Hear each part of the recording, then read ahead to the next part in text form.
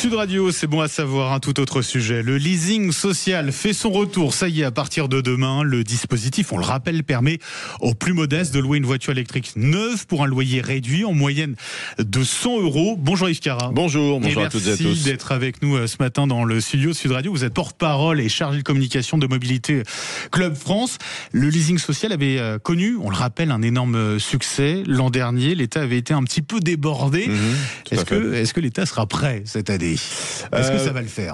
Voilà, ils ont déjà une petite expérience. La saison 1 avait été un succès total, donc tout le monde a été débordé. Ça coûtait très très cher, donc là ils ont limité à 50 000 et ils ont fait en sorte d'éviter les bugs parce qu'on avait un site internet où il fallait s'inscrire. Là, il faut aller chez le concessionnaire, chez un pro, donc c'est plus cadré déjà. C'est-à-dire plus cadré, ça va se passer comment si on veut déposer un dossier et avoir accès à la location de ces voitures électriques neuves à moindre coût ? Il faut se dépêcher déjà, parce qu'à mon avis, si c'est comme la saison 1, la saison 2, ça va être en quelques jours, peut-être les 50 000 dossiers vont être déposés. Donc il faut aller chez son concessionnaire, déposer un dossier. Alors donc si on a une part de revenu fiscal de moins de 16 300 €, si on habite à plus de 15 km de son lieu d'habitation, si on peut prouver, ou alors si on travaille à 15 km, plus de 15 km de son lieu de travail, pas de son lieu d'habitation, et puis si on peut prouver qu'on fait au moins 8000 km pour des raisons professionnelles avec une voiture, et si on habite en France, bien évidemment, si on est majeur, et si on a un travail, etc., etc. Donc oui, on peut en profiter, il faut aller vite. Ça, c'est pour les critères. Ça veut dire qu'on peut s'inscrire dès demain ? Dès demain, il faut s'inscrire ? Oui, ça veut dire que si on a un petit peu anticipé, on a déjà un dossier tout prêt avec son concessionnaire et que hop, on le dégaine dès demain, quoi. C'est parce que ça peut prendre quelques jours. Il faut une attestation de son employeur, comme qu'on habite à plus de 15 km, comme je vous l'ai dit, etc., etc. Donc oui, il faut se dépêcher. Il n'y en aura pas pour tout le monde. 100 € de 99 à 199, c'est une moyenne, c'est ça. Voilà, de 99 à 199.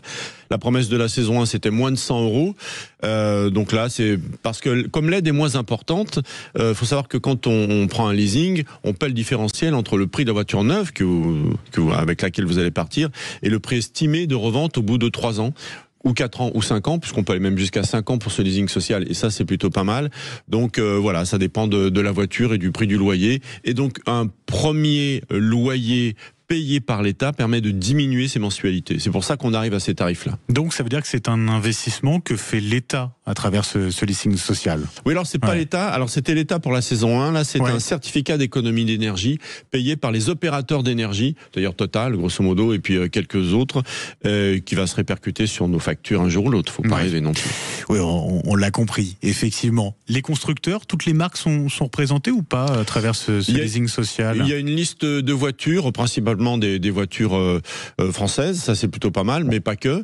Et d'ailleurs pour la saison 1, pour un petit exemple, ça peut peut-être donner un petit sourire à Stellantis qui est pas mal attaqué ces derniers temps. Il y avait 8 voitures sur 14, je crois, pour la saison 1 qui étaient du groupe Stellantis, et c'est la i208 qui en avait le plus bénéficié. Si c'est le cas encore pour cette saison 2, ça permettra au groupe Stellantis d'avoir un petit sourire quand même, parce qu'ils sont pas mal chahutés ces derniers temps. Oui, effectivement. Alors une voiture électrique, ok, on la loue, d'accord. Oui. Sauf que derrière, il y a de l'entretien. Derrière, il y a une assurance, forcément. Et puis, il faut charger. Ça veut dire qu'attention. Et si je peux me permettre, il y a des frais de restitution. Quand on la ramène au garage au bout de 3 ans, 4 ans ou 5 ans, il y a des frais de restitution. Si vous avez une rayure, si vous avez taché un siège, si vous avez un tapis de sol qui est très abîmé, ça peut monter à plusieurs milliers d'euros. Donc attention. Donc ça, faut l'avoir effectivement à l'esprit. Oui, disons que pour la saison 1, si je m'exprime comme ça, l'année dernière, dans 2 ans, on aura le résultat des personnes qui vont rendre la voiture.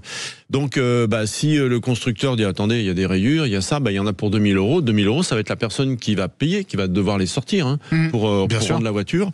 Et puis c'est vrai que si on n'a pas de recharge à domicile, la recharge hors domicile, ça a un coût bien supérieur à ce qu'on peut payer lorsqu'on la branche chez soi ou au travail, si par exemple on peut avoir cette possibilité. Donc j'aimerais bien avoir un retour d'expérience de tous ceux qui ont déjà ces voitures depuis 1 an. Ce serait intéressant, parce que je rappelle quand même que quand on a une voiture électrique, on n'a pas de recharge à domicile ou au moins au travail, la vie est un petit peu compliquée quand même. Bien sûr.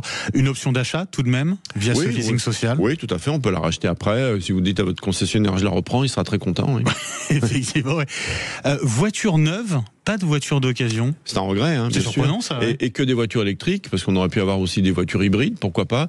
Donc si le but c'est quand même de donner une voiture, de permettre à des personnes qui ont des moyens limités d'avoir une voiture, on aurait pu effectivement étendre à d'autres personnes, à d'autres modèles que des voitures 100% électriques, parce qu'encore une fois, si vous habitez dans un immeuble au 8e étage, que vous avez une place de parking qui est lambda et que vous avez des bornes qui sont un petit peu loin, qui marchent pas tout le temps, ça peut être compliqué si on n'a pas de recharge à domicile. Dispositif intéressant, est-ce que ça peut véritablement booster la démocratisation de la voiture électrique ? Écoutez, on essaie de faire rentrer des carrés dans des ronds depuis quelques temps avec la voiture électrique, de nous pousser à en acheter. On voit bien que ça coince un peu. Donc ouais, ça permettra de vendre quelques voitures électriques de plus, mais ça va pas changer le fond du problème, qui est que les Français freinent un petit peu sur l'électrique pour des tas de raisons. Et des voitures électriques chinoises ou pas ? Non. Non, pas dans ce dispositif-là. Non. Et ça, c'est une bonne chose, en tout cas. Voilà, ça permettra en tout cas de limiter la casse pour la filière automobile, on va dire ça comme ça. Merci beaucoup, Avec Yves Cara, d'avoir été avec nous ce matin dans le studio de Sud Radio. Je rappelle, porte-parole chargé de communication de Mobilité Club France, et donc ouverture demain de ce leasing social saison 2, voilà, qui permet aux plus modestes de louer une voiture électrique neuve pour un loyer réduit en moyenne autour de 100 €. Voilà, 99 à 199. Et ben voilà, pour être précis. Merci beaucoup, Yves Cara. 6h54 sur Sud Radio. Dans un instant, on accueille Patrick Roger.